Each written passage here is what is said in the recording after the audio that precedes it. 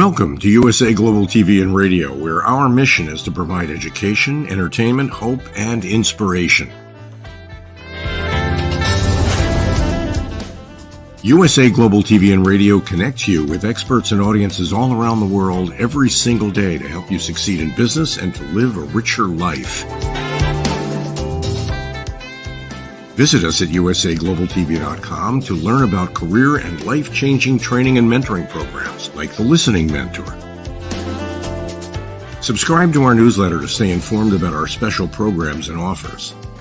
Discover how you can become a guest on one of our shows or a host or producer of a USA Global TV and Radio show of your very own. That's USA Global TV and Radio, where the doctor is always in.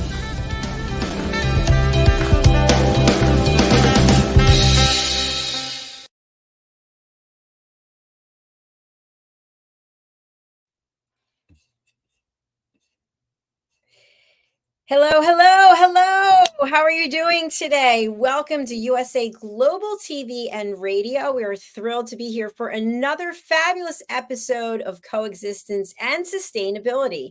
I'm Dr. Jacalyn Kerbeck, and our topic today is, drumroll, food recommendations for your dog. If you're joining us for the first time, welcome. We are on 155 episodes, I think, of this particular show.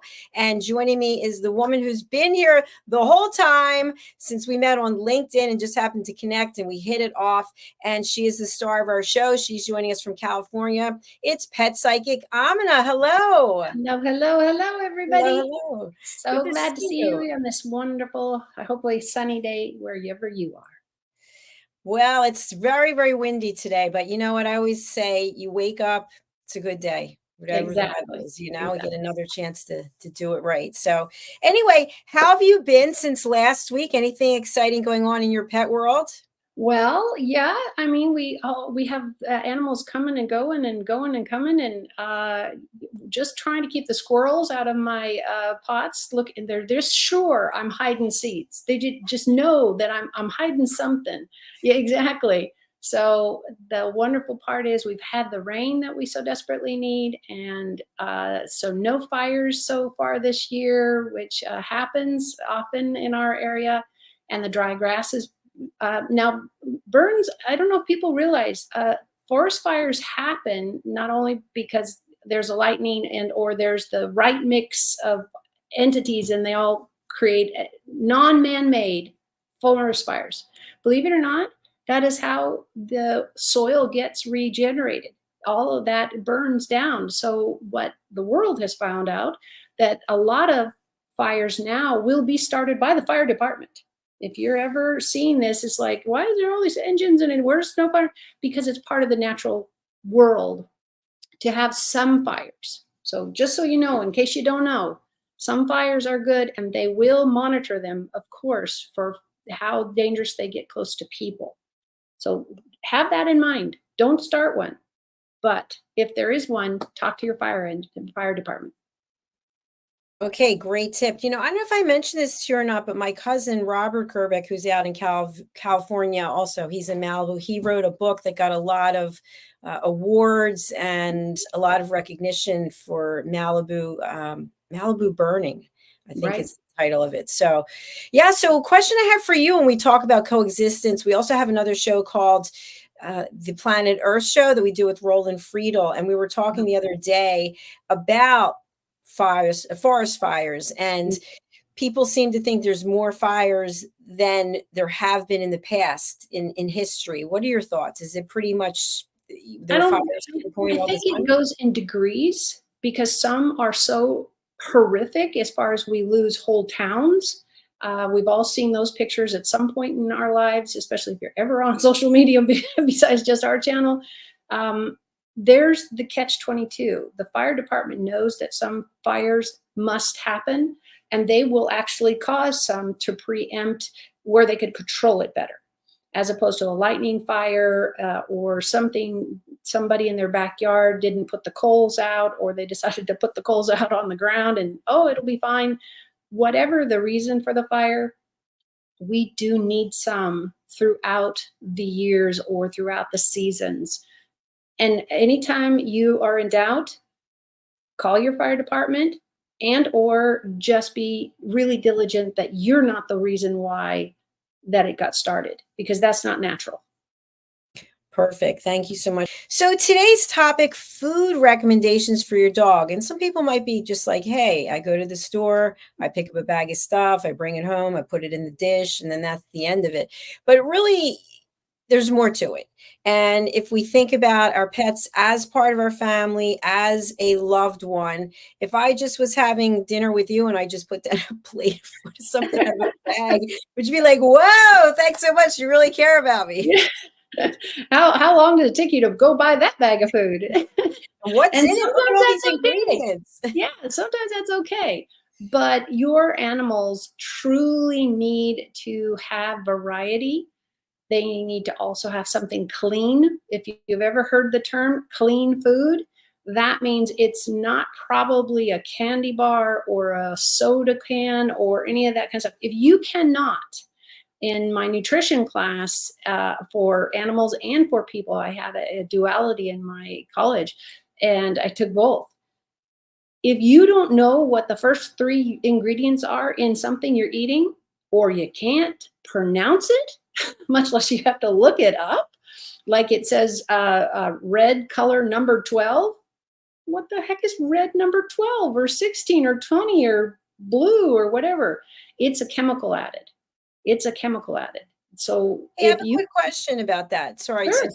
So, when we're kids, we have crayons, and then you've got, at least I remember way back in the day, there was a box, cardboard box of these dyes or these colors that came in these plastic containers in red, blue, yellow. I don't even remember what you would use them for, but is that like the red dye, that kind, or is it completely different? It's completely different from what I understand, because food grade is different than artistic grade. So my mother painted for a living and taught it. So there was a million tubes or jars of everything. And when I was very young, actually, my mom had varnished something. It's just a clear sealant, basically, over some wood or whatever she did. I was pretty little at the time, but I remember it completely because my mom was trying to prevent any of us kids getting into the rags. So if you use turpentine or you use any of that kind of stuff that's on a rag, you can't just throw it in the trash can. You can't just leave it out. It has to be, disposed of correctly. And what she was doing is she was finishing up her classes, because she taught classes, and it was in our garage. It was all converted into a studio. And so she thought it was, I'm sure, I didn't ask her what her thoughts are, but I heard about it for so long in my lifetime, that she took those rags, put them in a sealed, basically it was a trash can that she'd converted for the rags, and then closed the lid, and off we went. Well, so about midnight or so, we get woken up by my parents saying the house is on fire, and all of a sudden I hear the fire engines coming down the street, and we were put in a car, literally the one that was parked on the street. My parents put us in the car and then cleared whatever they could out, and whatever parents do while there's a fire going on. Chemicals all have the ability to combust, and that's what happened. She took these rags that had turpentine and different paints on it. She sealed it in a trash can to prevent her children getting into it. And what happened was sealed of heat, sealed of a flammable liquid that became dry. And she basically almost burned my brother's bedroom, which was right around the garage. You have to really watch what you're doing. You cannot just throw a paintbrush away anymore. It's considered toxic waste. A lot of cities, states, counties, whatever, have rules and or places you can drop these things. But realize your children and your pets are at risk all the time. Because what do small children and pets have in common in this conversation, Dr. Jacalyn? They're really depending upon you. And absolutely. And small children, I hope no adults, but small children and pets all taste something. They look at it and they'll lick it or taste it. Or, I mean, we've all had those pets who do it and they're like, what are you doing? Quit licking the floor. It's the same thing. You drop something in the kitchen, and that dog's going to be there so fast you never saw it coming. Those are the things you have to watch with not only children, but pets, people who are guests and you don't know about their allergies. Always ask. Always ask. It's never offensive to say, how can I accommodate you? Do you have any allergies I should know about?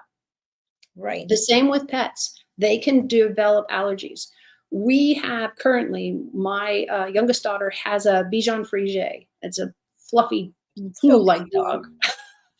And he has paws that hurt almost all the time. And he's been like this since since she adopted him. Now, he's a purebred. This is the first time she'd gone that, but she is a therapist, a psychological therapist. People talk to her. And so she have the dog in her practice because it really helps people to open up when there's a really fluffy little white dog sitting right next to you. And he has always gnawed his feet forever. So it's something in the way he was put together. Nobody's fault, but he has to wear booties half the time, or she has to hand wash his feet all the time because he's always getting a rash on the bottom of his feet. And I don't know about you, that sounds miserable, absolutely miserable. But we are causing a lot of this just by the designer pets we are making. They don't necessarily come with all the protections that nature would have done. So be aware if your pet is chewing on your feet or his ear or other people's tail or scratching all the time. Yeah, it's time for a vet visit, but also you need to be open to it's going to maybe involve that the diet changes. And that's usually where we go first is what's he in contact with and what's the diet. The diet's huge. And also thanks for bringing that up about allergies. So we make a decision that we are going to feed our dog the food in the bag. Or what about the food in the can? Is one better than the other before we get into all the other options? Food in the bag is great for their teeth because they're actually like brushing. You get the dry kibble and it has a great reaction with the teeth. And that's what the teeth are for, is to have that. Because remember, if we're going to talk dog specific or cat specific, which is neither specific and wide, but guess what they're doing in the wild? They're catching their food. They're eating the meat. They're not really ingesting the fur. That's not a thing. So what they get, though, is they will eat the bones. And what a lot of people don't realize, this is so vital because it's the marrow. The center of the bone is marrow. And it's highly nutritious. And you can get this now in the store. You don't have to go kill any animals or buy a chicken and let them kill it. Chicken bones, of course, are the worst for a pet because they shard and they break and they get stuck in all kinds of places. I've seen and heard so many bad stories about these animals that have gotten a bone stuck in their windpipe or their throat. And this is now a surgical issue because it could literally puncture through. And then you got a whole bigger problem. So please don't ever feed chicken bones to your pets, ever. But what you can do is you can boil them and get some of that nutrition, and you replace the water in your pet's dish with water that you boiled a whole chicken for the family, and this is what they get. They'll love it. But remember, don't give them that if you put a ton of salt in there. That's bad for everybody, but humans won't eat it without it salted or some kind of herb or whatever. But it's really bad for pets. Sugar, salt, no. That's the best thing I want you to take away from this section of the conversation. Salt, sugar, not for pets, ever. There we go. Never, ever. Okay, so thanks for that. Let's move from the bagged food to the wet food to a combination of dry and wet, because we used to do that. I remember my mom did it too. You put the dry on the bottom, you put the wet on the top, and then it's sort of like a day at the, I don't know, the best restaurant in town. Yeah. Probably the only one they know. I would always say, talk to your vet. Find out what this breed, this dog, this cat, your lifestyle, what would be the most appropriate. Wet food tends to have a great deal of sodium in it. It's a preservative, it's a flavor thing, whatever. And the industry always, at least from my vantage point, always looks like they're trying to make it look great for the human to like it, because we're the ones buying it. And yet the pet doesn't care. So why add all that sodium? Because it tastes yummy? Maybe. But let's go with too much sodium is also bad for pets as much as it is for people. Sugar is too much for pets always, and people, not always. We can get a little bit of it in there. But remember, it's about balance. So something that has a decent amount of fibers so that we have good bowel movements. That's really essential to all people and animals, is that we have the digestion moving. So that means water, always available, so they can get as many drinks as they want. Animals are really great about measuring what they need. What they're not good at is, once you give them a treat that is like absolutely no value as far as nutrition, but they love it. There's everything from the death of chocolate and the sugars, and add the list. Too much pork, too much of this. All of those things need to be regulated with a balanced, healthy diet.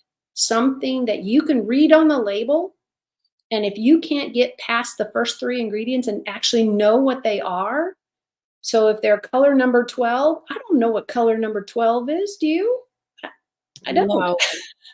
So if you don't understand those first 3 ingredients on the food you're feeding your pet, you need to change pet foods. Unless you want to look it up, and that's fine. Absolutely look it up. Maybe it's an herb, but it goes by a different title. There's mayonnaise, and there's what? There's something, mayonnaise comes in the kind that's sweet and the one that's savory, and they both say mayonnaise. But when I was a kid, man, you give me that Miracle, I think it was Miracle Whip type brand. And I was like, ooh, I didn't want that. So it might be something as simple with your pets, that they don't like the flavor or the smell or whatever. If you have a picky pet, that happens. You need to find out why. It's possible that your pet will already just internally know this is not good for me. That's why I always say, trust your pet, and then take it to the vet and get it backed up with facts, blood test, all of this type of stuff. Yeah, definitely agree with you. Now, something else that comes to mind, because as humans, we look into this. What about holistic ways to treat your pet and to feed your pet? So, for example, you decide, I'm not going to go with the bagged food. I'm not going to go with the wet food. I'm actually going to go to one of the known stores where they have organic and everything's fresh, and you're going to actually feed your dog people food. If it is of a meat origin and you're dealing with a cat, you're totally fine. Cats are carnivores. They will do a little bit outside, but dogs are omnivores. So they're doing both. You'll get a dog, and I'm just talking away how God built them. Is that true for every pet? No. That's why I'm saying this is an overall, typically, dogs are omnivores and cats are carnivores. So you want to stay within the way they were put together. You rarely, now peanut butter is a whole different thing. Let me be really clear. If you're doing Cheese Whiz or peanut butter, everybody's going to want it because it's crap. It's just a bunch of chemicals that make that stuff. And in the same thing with sliced cheese or bologna. These bologna's a meat, and obviously the cheese is the cheese. But in training, if you have a training regimen that you're just starting, or you're doing, or you need them to learn to sit or stay or walk beside you, this is sometimes where peanut butter and Cheese Whiz are great. But what I'm talking about is this much. It is about them to focus on you. So all you need is a little bit on your finger when they're looking at squirrels or they're walking around and not listening to you. It's not push their butt down. Any trainer will tell you, no, that's not how you teach sit. It's a whole different thing. You know, you go from the front and you push them back, not literally, but you're moving them back to where their butt has to go to the ground because you've crowded them in the space they are. And they go, oh, I'm going to get this. And it's great to reinforce and say, you're doing a great job, or to get them to, or getting them to focus to you. Because how do you do a command that will save their life if you get them to do a sit stay and you can walk away and then you release them and they come running to you and you get the big hug and maybe they get a little bit of cheese whiz on their off your finger. Again, it's about stimulating the mind, about I want you to focus on me. I want you to focus on my commands. And here's a beginning treat. When your pet understands, and you'll know when this happens, all of a sudden they'll sit down when you go, you think you should sit down? And you don't have to say anything. You just give the face. Pets and children get the face. And it's like, whatever you do. Sometimes you're at a far distance. You can't use a auditory command. What, are you going to yell at your pet like 700 feet away from you? What some of us do is we buy a whistle. I personally know how to whistle with my fingers pretty loud, and I've used it on my kids when they were younger, and or something that works for you. But when you're teaching that concept, when you're trying to win them over that this is really important that you do, that you behave, or you have, because God forbid you have somebody handicap around, you don't want dogs jumping on them, especially the bigger dogs. Little ones just will get you all muddy if that's what they walked into. There's a time and place for each type of training. So is it to get them to sit? Well, sometimes you just take a smelly thing and you kind of push it back over their head and their butt goes down and you go, yay. But eventually you get rid of the scent. Eventually you get rid of the meat or the peanut butter or whatever. And it's just your praise and your love, or you throw the ball and you guys all get happy, whatever, to make it a positive experience. When you're learning a brand new or teaching a brand new behavior, like don't ever walk out past the street of the gutter, that saves lives. So you need that one to be really, really foolproof. And you might use these things while you're trying to teach it. Fantastic. Thank you.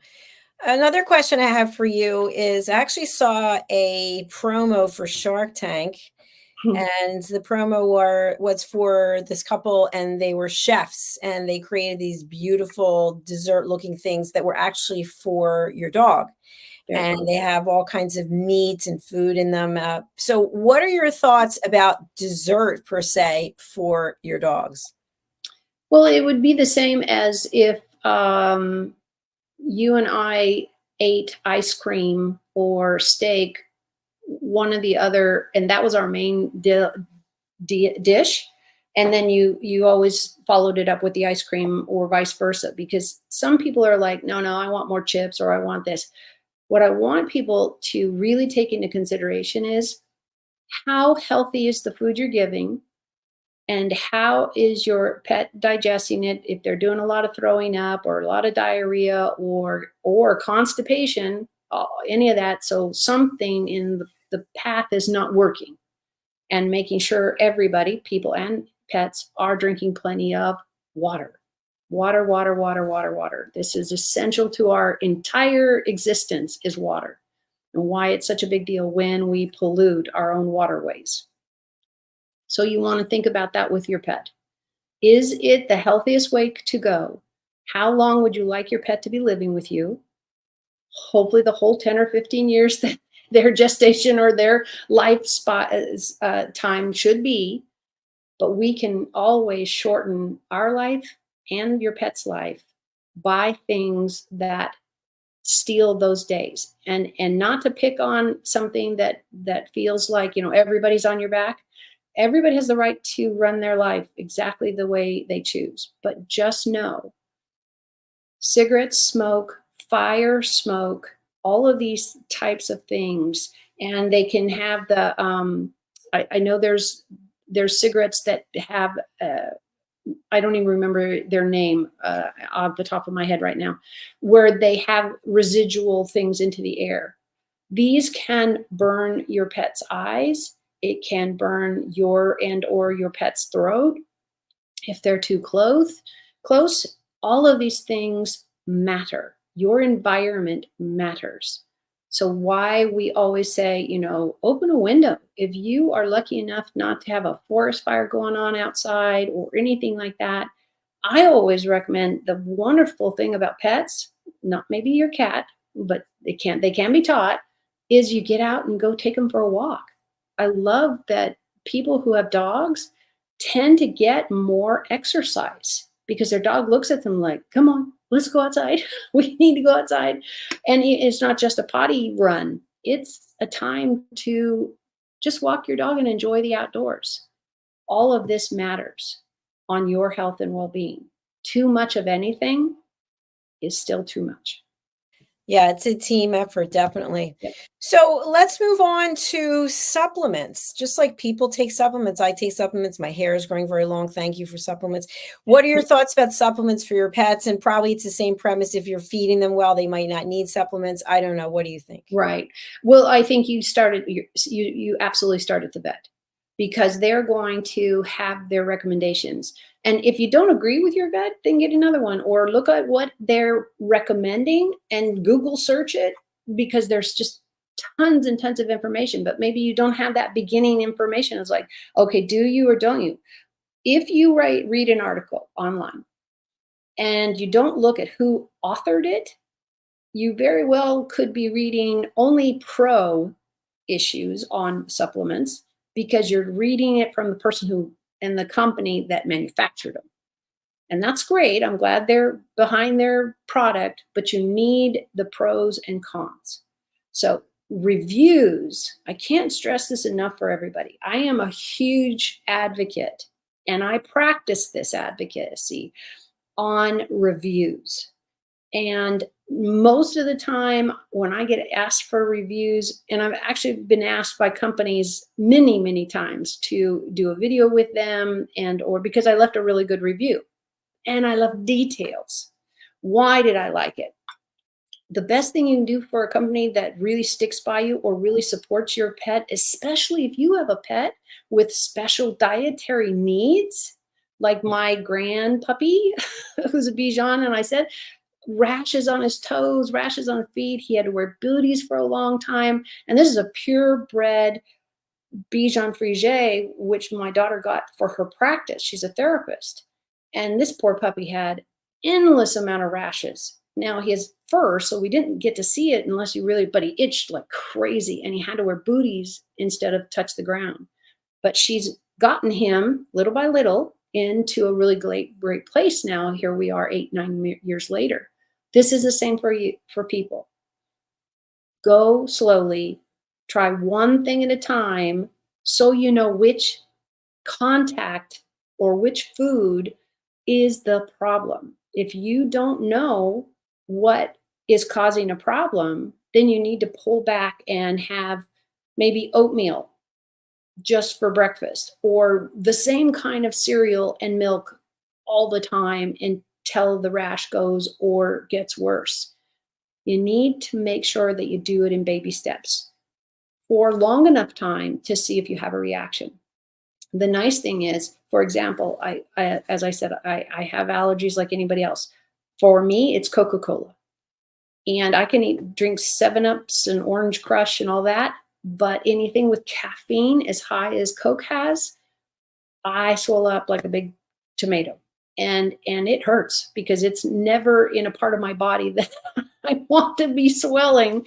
And I don't think you can see it, but when I was a young teenager, it was like, oh, I do not feel well.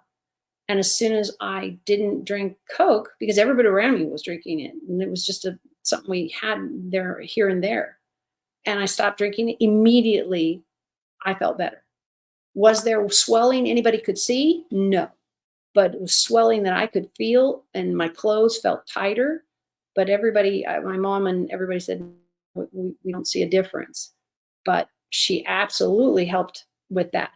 To this day, I stay away from those things, but I could probably take a sip or two. Let's say somebody gave me one and I was dying to have something to drink, and just eating dry food or something. I probably could get away with it because I've been away from caffeine so long. And Dr. Jacalyn, you know the perk of my allergy? What is it? I can't have any kind of colas at all because I immediately have a reaction, even all these years later. And not that I've tried it in like 4 years, so we're going to go with that history.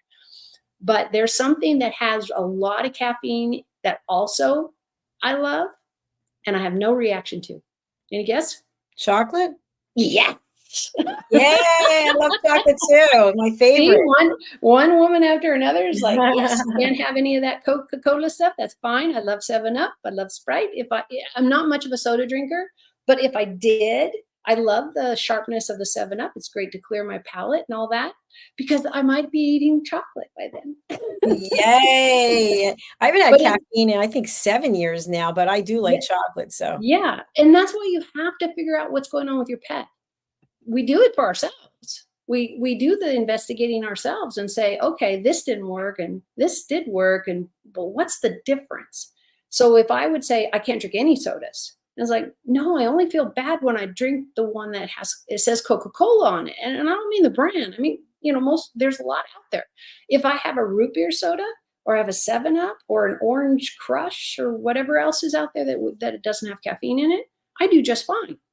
I don't really care for that. I'd rather have a cookie if I'm going to have sugar.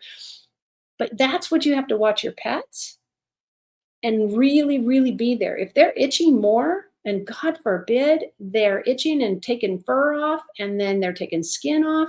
If you haven't caught it, or they have a huge reaction to something, they literally could bald themselves. I have seen horses do this. I have actually seen wildlife do this that were in captivity. And if you know my story, I worked in a wildlife sanctuary for years, or in your home, and they're constantly itchy, and they've got scabs all over because they're scratching so much. This is an immediate go to the vet, get some testing done, get some lubricant, some kind of cream that will help. I do not ever recommend that you use people product.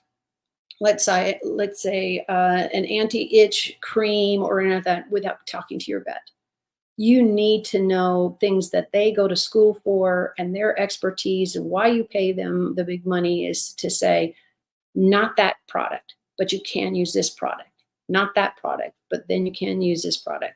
I've seen simple Vaseline used for so many things. And you have to remember, if you're going to put something on your pet, you don't put the cone of shame, as some people call it, on them to prevent them from itching or scratching, which it won't help the itching because the feet can still itch. But you need to check with your vet before you give them anything. If you decide that you want to give your pets chicken broth, great stuff, especially if the chicken you got the broth from also had the skin on, because you want the fat. You want the fat, not just the meat part. And you keep the chicken for the people, and you give your dog or cat in their dish, you give them that in their dish as water, as a type of water. Pre-salt, pre-herbs. Some herbs are no big deal, but you won't know that if you use a little thyme and a little this and a little that and a little that, and then you added, I don't know, some kind of something that I can't even think of. You won't know what was the trigger. So be very diligent with your pets to give them one new thing for the whole week, or maybe even a month, because then you need to know.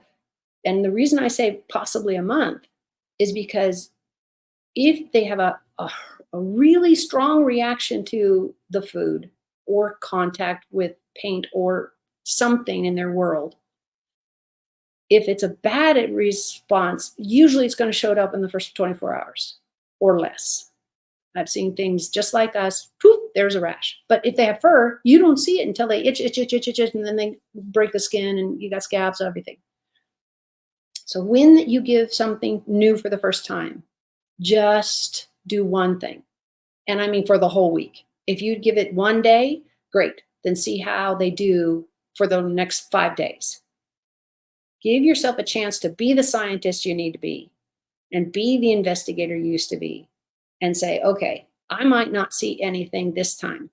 When people get in contact with something for the first time and they don't know they have an allergy to it, sometimes it's a teeny tiny little red dot, like where they got stung by a bee. Let's say this is the first time and you have never gotten stung by a bee, and all of a sudden you get a little bit of a welt 3 days later after you've been stung and you even got the stinger out. Next time you get stung, it might be 2 days. It might be instantaneous because your body has already decided to freak out about that contact. What I love, and I'll tell you guys what I did, I've walked this path, is I have horrible, I used to have horrible allergies. I was taking the pill, I was doing the spray up my nose, I was doing everything because I love working out in the gardens. So I was not going to stop doing that. But a beekeeper that I was working with to work, because I was doing a program for children, and so we teamed up, and he said, you know, I see you blowing your nose an awful lot. He said, you know, the honey will fix that. And I was like, yeah, no, I didn't know that. Of course, I wasn't working with a beekeeper ever before that. So what I did, and what I'm recommending to you guys, again, local honey, even maybe for your pet, but be careful. There's a lot of sugars in honey, but you need local honey unspun. So they don't spin it too heavily and keep as much pollen. Now, if you go to holistic stores, they will sell some of the pollen too. I don't know how you would ingest that, but you could sprinkle it on your pancakes or something. But if you have allergies, your pet has allergies. Now, honey might not be something for your pet, but you could try it, meaning put a little on your finger, see if they'll eat it. And it might be a slower process because you can't give them a whole spoonful like you and I. We can just take a whole spoonful and yum and eat it. And that's what I did. It took about 3 months to really start seeing a change. And now to this day, I haven't eaten honey on any regular basis at all, mostly none, because I just don't have that part of my like toast or bread like I integrated before. And to this day, my allergies are a quarter or less. And I rarely have to take an allergy tablet unless I really go out into a whole field of flowers and things like that. I might take one as preventative, but I don't have to do that. And that was a good 6 months of taking the honey every single day. Just took a spoonful, choop, went on with my day. Some honey, choop, and went on with my day. But again, it has to be raw. It has to be natural. It can't have spun all the pollen out. And it'll say on there, raw honey. And it's yummy. And it really will help you, and it might help your pets. But remember, the sugar content is pretty high for a pet.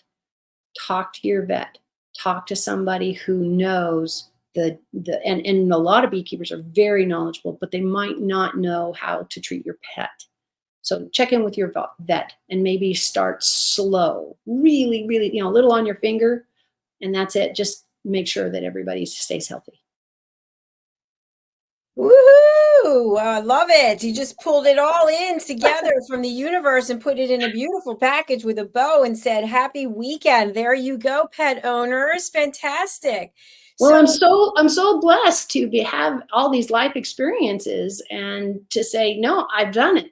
I can tell you from first experience, and then I did it with my kids because they, at that point, were starting to come. I worked in a place where it was a huge, technically a museum in the building part, but we were on government land, and so I gave tours and all that, and so my kids got dropped on after school a lot. So guess what? We were working beehives together.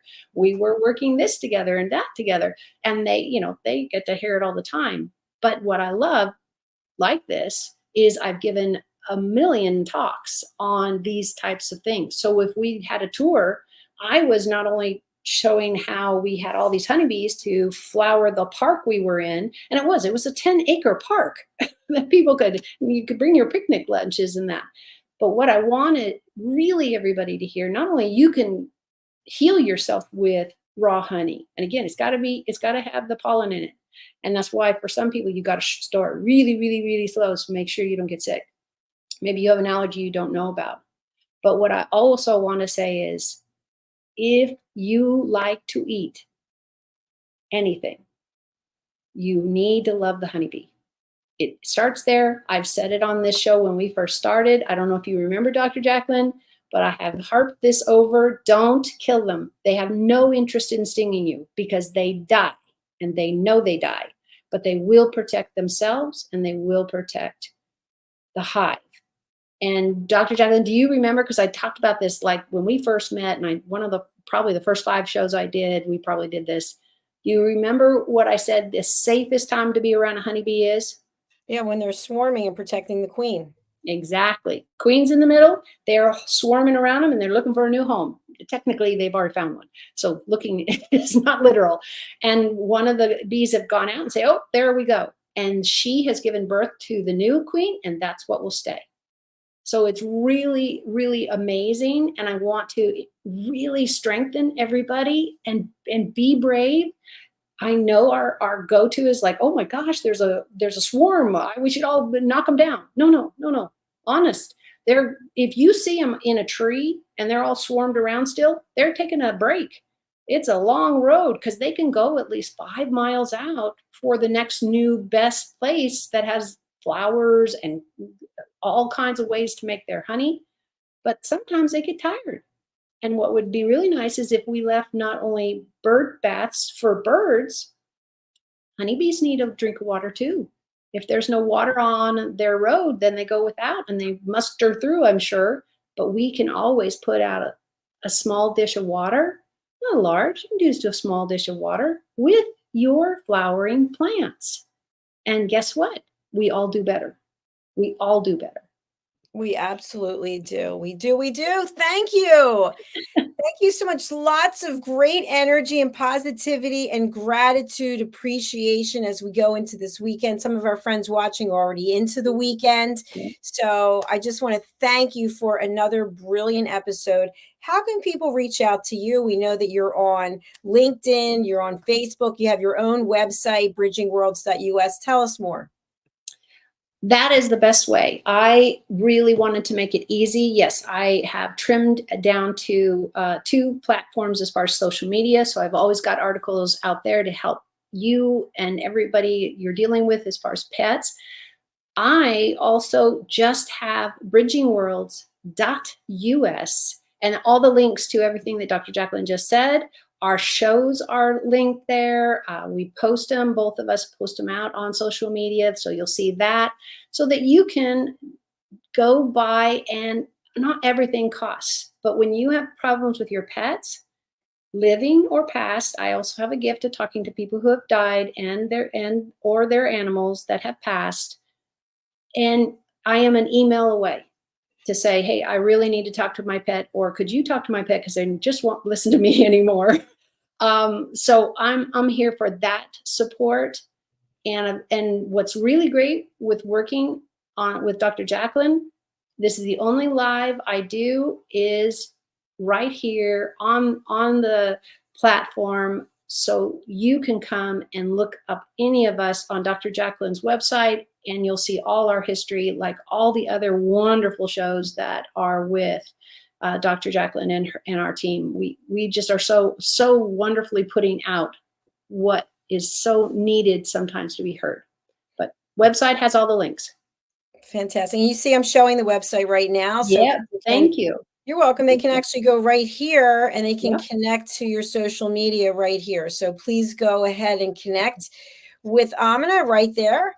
And also just a quick announcement for anyone who didn't see it on my social media is that we are expanding to Roku and to Amazon Fire. So I've also had people working on Apple TV. I'm still negotiating. That's a little more involved, but we're expanding. So thanks for taking the journey with us. Yay.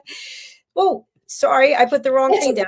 I want to get rid of It's that. okay. That's what I want to get rid of is the That's okay. They'll think I'm a Houdini. And we want to say hello to our friends on Instagram who are also watching. Thank you so much over on Dr. Jacalyn and also USA Global TV and Radio. We're also on the audio platform, so check us out there. You can listen, you can watch, you can do it both. There you go. I said a mouthful. Absolutely, absolutely. And it's all on YouTube. You can, it's so easy. I know I give that because then we can really get everybody's in there. What do you feel like listening to about? What do you feel like you didn't know you needed to know? And the whole list is there. I love that. It's really easy for me to cross publish. So thanks, even on the working side. You're welcome. It's USA Global TV and Radio on YouTube as well. So we're going to say goodbye for now, but we'll see you next week. We can't wait. Absolutely. We'll come up with some other secret. We will. Bye for now. Bye, AMINAH. Bye, everyone. Take care. Bye.